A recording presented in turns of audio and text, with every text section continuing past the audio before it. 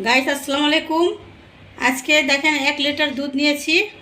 এই 1 লিটার দুধ, তো এটা দিয়ে প্যারা স্যান্ডউইচ বানাবো। কিভাবে বানাবো, কি করব আপনাদেরকে সব দেখাবো। অনেক দিন পর আবার একটা ভিডিও নিয়ে আসলাম, দেখুন কিভাবে কি করি। দুধটা যতক্ষণ পর্যন্ত জাল না হবে এবং ওটা শুধু নাড়ার মধ্যে থাকবে, নাড়তে থাকবো, নেড়ে নেড়ে এটা সুন্দর করে সন্দেশ বানাবো। সন্দেশে যা যা লাগে সব দেখাবো আপনাদেরকে। বসানো হয়েছে, দেখুন এভাবে শুধু নাড়তে হবে। নাড়তে নাড়তে একদম শুকিয়ে ফেলবো। একদম যখন লালচে হয়ে যাবে তখন আমি এটাকে চিনি দিব আর যা যা দেওয়ার তা দিব। গাইস দেখুন এইভাবে শুকায় শুকায় এতটুকু হয়ে গেছে। এখন আমি চিনি দিব। তবে চিনি 1 কাপ নিয়েছি, হয়তো 1 কাপ নাও দিতে পারি, যেহেতু শুকায় একদম কম হয়ে যাবে, তো অতিরিক্ত মিষ্টি হয়ে যাবে। বিসমিল্লাহির রহমানির রহিম। আমি এতটা কম দিয়েছি, যদি লাগে তাহলে আবার দিব।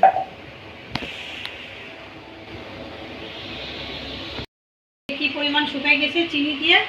এখন আমি মাওয়া দিব। অনেকে গুঁড়া দুধ দেয়, কিন্তু আমি মাওয়া দিব। কিন্তু এটা আমার বাজারের কেনা মাওয়া, নিজের বানানো না।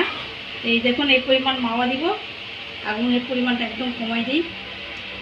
মাওয়াটা দিয়ে অনবরত নাড়তে থাকবো। বিসমিল্লাহ।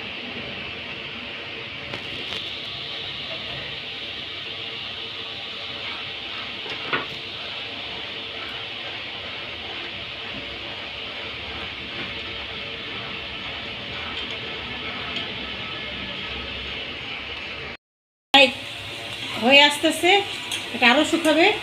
তো এখন একটু একটু হয় নাই, এটা আমি হাত দিয়ে যখন মাখাবো তখন ভেঙে নিব।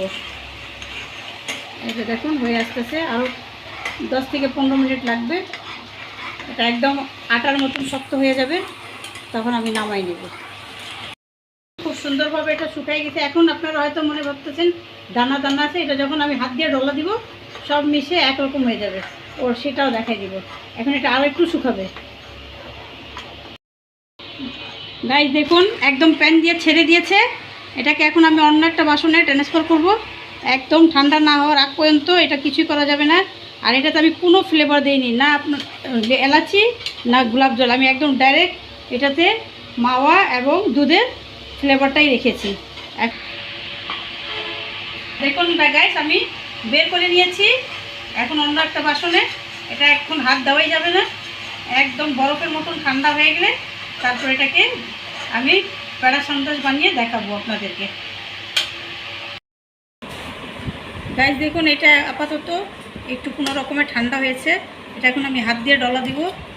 ডলা দিয়ে দিয়ে আপনার এই যেগুলো দেখতে পাচ্ছেন এগুলো সব একদম মিশিয়ে দিব, কিছুই থাকবে না। তখন আবার দেখাবো। দিচ্ছি এই আঙুলের সাহায্যে এগুলো সব একদম মিশিয়ে দিব।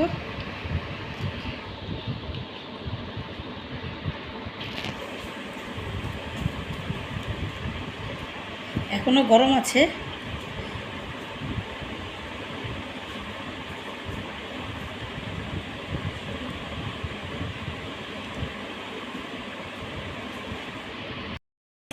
এখন এটাকে একদম পুরো তেল ছেড়ে দিয়েছে। এখন এটাতে আমি ছোট ছোট বল বানিয়ে নিব। আমি দেখাচ্ছি আপনাদেরকে খুব সুন্দর করে এখানে রেখে।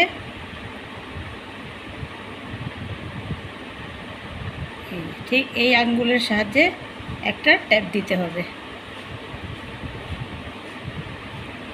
ব্যাস হয়ে গেল আমাদের প্যারা সন্দেশ।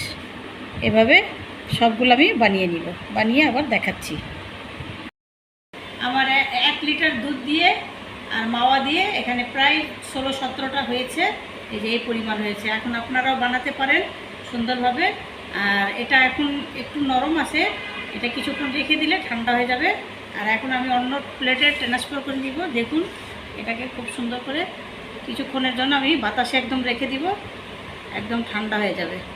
ঠান্ডা হলে এটা হার্ড হয়ে যাবে, হার্ড হলে খেতেই মজা লাগবে। বাসায় এভাবে বানাবেন। বেশি বেশি করে আমার চ্যানেলে লাইক দেবেন, শেয়ার করবেন। আমি অবশ্যই অনেক কম ভিডিও ছাড়ি, এটার জন্য সরি। আপনারা আমাকে ক্ষমার দৃষ্টিতে দেখবেন, যেহেতু আমি অনেকটা কারণে পারি না ভাই। তো তারপরে আমার চ্যানেলটাকে সাবস্ক্রাইব করে দিবেন বেশি বেশি করে। দেখুন খুব সুন্দর হয়েছে, প্রচণ্ড গ্রাম, শুধু দুধের গ্রান। আমি এটাতে না এলাচি পাউডার দিয়েছি না কোনো কিছু দিয়েছি। এই যে এতটুকু সাজাতে পেরেছি, এতটুকু হচ্ছে না জায়গা নিয়ে। তো আজ এই পর্যন্ত গাইস, আপনারা আমার চ্যানেলকে বেশি বেশি করে সাবস্ক্রাইব করে দিবেন। আজ এই পর্যন্ত। আসসালামু আলাইকুম, আল্লাহ হাফেজ, বাই।